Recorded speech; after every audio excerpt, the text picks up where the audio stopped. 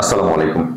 কৌটিক বাংলার পক্ষ থেকে স্বাগতম। শিক্ষার্থী, আশা করি তোমরা প্রত্যেকে ভালো রয়েছে। বিশেষ করে তোমরা যারা 2026 সালে এসএসসি পরীক্ষা অংশগ্রহণ করবা, 25 সালের পরীক্ষা প্র্যাকটিক্যাল সবই কিন্তু শেষ হয়ে গেছে। এখন কিন্তু তোমাদের পালা।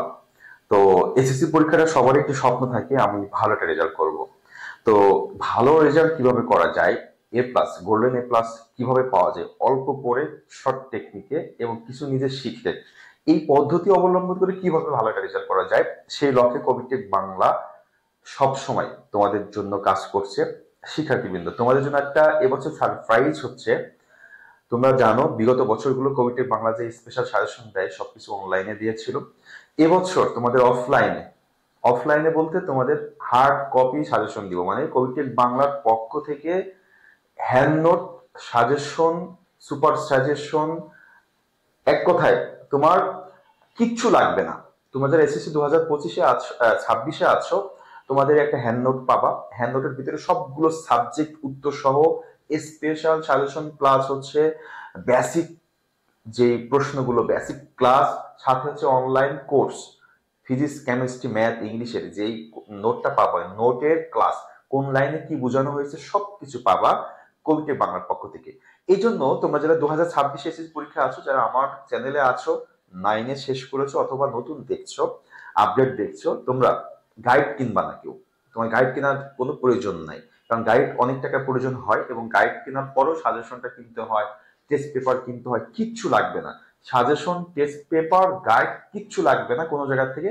কবিটেক বাংলা যেই একটা এভাবে তোমাদের একটা বই দিবে এবছর, বইয়ের উত্তর থাকবে, তোমার প্রিন্ট করার খরচও নাই, প্রিন্ট করা লাগবে না, মোবাইলে পড়তে হবে না, বাসায় থেকে খুব সুন্দর করে পড়তে পারবা। জাস্ট বইটা হাতে নিবা, যে বইটা আমি তোমাদেরকে দিব, আর ওই রিলেটেড যে ক্লাসগুলো আছে বেসিক কোর্স সেগুলো দেখবা।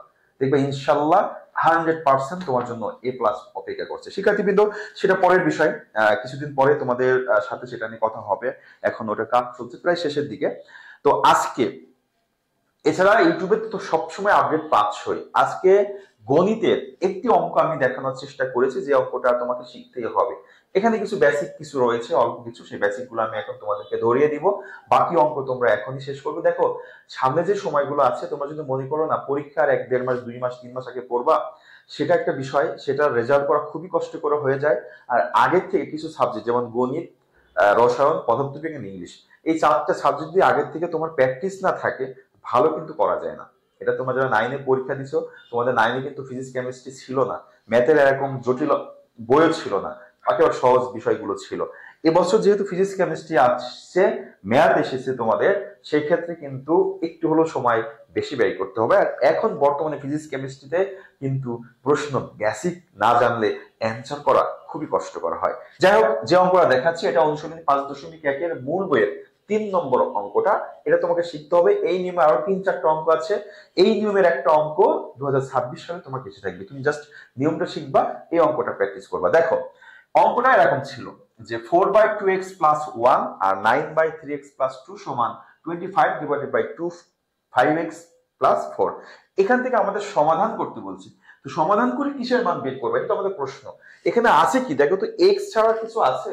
তার মানে সমাধান করে জাস্ট এখানে চলকের মানটা বের করতে হবে, যেটা আমরা বের করেছি লাস্টে, x চলকের মান। তো সেটা কিভাবে বের করবো দেখো, এটা বের করার জন্য সবচেয়ে সহজ টেকনিক আমি এগিয়েছি। এই 25 দিয়ে যে ভগ্নাংশটা আছে, এটা আমি দুটি ভাগে ভাগ করেছি। কেমন?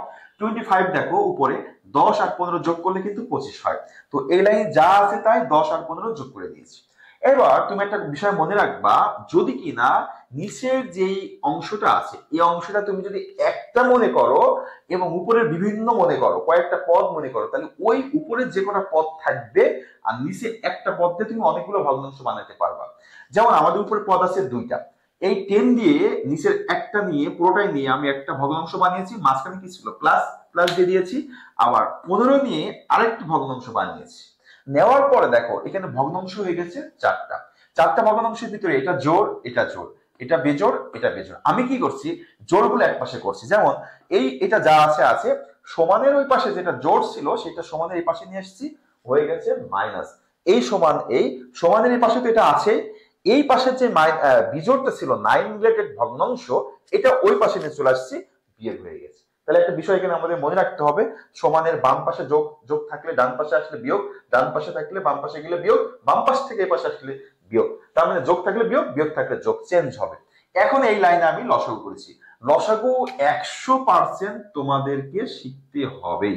লসাগু আমি প্রত্যেকটা ভিডিওতে বলবো এখন থেকে, যে লসাগু যে পারে না, লসাগু গসাগু যোগ বিয়োগ যে পারে না, সে গণিতে পাশ করতেই পারে না। দেখো লসাগু নিয়মটা কি, এই ভগ্নাংশের নিচে এটা আছে, এই ভগ্নাংশের নিচে এটা আছে, এই দুইটার ভিতরে কোনো মিল পাচ্ছ? মিল নাই, দুইটা দুই জিনিস, এই জন্য লসাগু দুইটাই নিতে হয়েছে। এবার লসাগুর নিয়ম হচ্ছে, প্রথম ভগ্নাংশের কাজ নিচের এইটা দিয়ে এই দুটাকে ভাগ করতে হবে। ভাগ করলে একই রকম জিনিসটা কি বাদ হয়ে যাবে। যেমন দেখো এ বি ভাগ হচ্ছে বি, এই বি বি বাদ থাকে কি এই। একই রকম ভাবে এইটা এটা বাদ চলে যায়, থাকে এইটা। ভাগফল যা হবে ওই ভগ্নাংশের উপরে যা থাকবে তাইকে গুণ করতে হবে। এটা হচ্ছে লসাগুর নিয়ম। আবারও বলছি, এটা দিয়ে এই দুটাকে ভাগ করলে এটা বাদ চলে যাবে, একই রকম। তাহলে ভাগফল হবে কি এটা, এটা যেটা হবে তার সাথে উপরে 4 এর সাথে গুণ হয়েছে, যে গুণ আকারে রেখে দিয়েছি। মাঝখানে কি ছিল? মাইনাস। একই রকম ভাবে এটাতে তোমার ভাগ করতে হবে, এই 5 রিলেটেড এটা বাদ চলে যাবে, আর বাকির সাথে 10 এর সাথে আমি গুণ করে দিয়েছি। ডান পাশেও একই রকম। এবার আসো, এই ব্র্যাকেটের সাথে 4 গুণ, তাহলে গুণ করবা, 4 পাশে 20, 20x, মাঝখানে প্লাস, 4 4 16, মাইনাসে প্লাসে মাইনাস, 10 এর সাথে 2x গুণ করলে 20x, মাইনাসে প্লাসে মাইনাস, 1 এর সাথে 10 গুণ করলে 10, নিচে যা আছে তাই।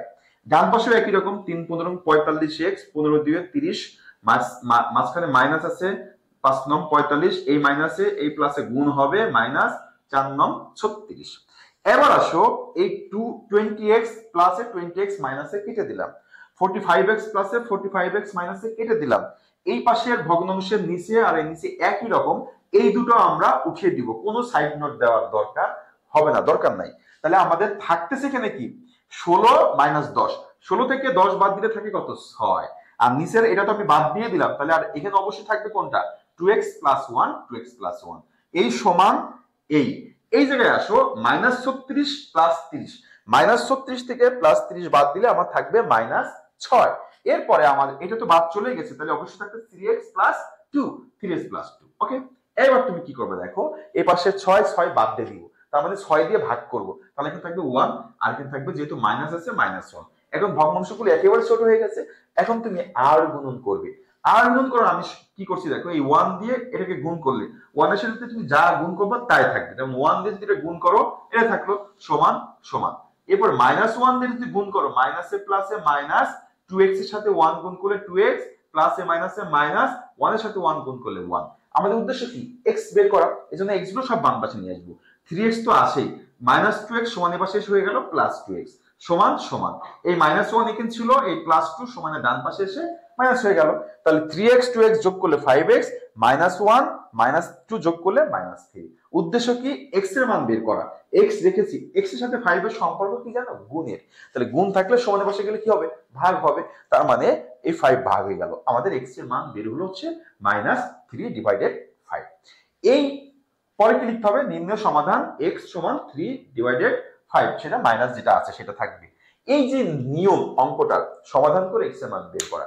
4টা ভগ্নাংশ থাকলে, 1টা 2টা 3টা 4টা যদি ভগ্নাংশ থাকে, যোগ বিয়োগ করে তুমি কিভাবে সমাধান নির্ণয় করবা, এই নিয়মে তুমি যদি সব অঙ্ক দেখো, সব অঙ্কে তুমি x এর মান বের করতে পারবা। এর পরবর্তীতে এই ধরনের যে অঙ্কগুলো আছে, আরো যে একটা আমি প্র্যাকটিস করে দিব, অন্যান্য অঙ্কগুলো প্র্যাকটিস করব, সেই অঙ্কগুলো পাওয়ার জন্য অবশ্যই তোমার কবিটিভ বাংলার সাথে কিন্তু থাকতে হচ্ছে। আর যারা তোমরা আমার স্টুডেন্ট আছো, পার্সোনাল স্টুডেন্ট, এই অঙ্কটা 3 থেকে 4 বার তোমরা আজকেই প্র্যাকটিস করবে।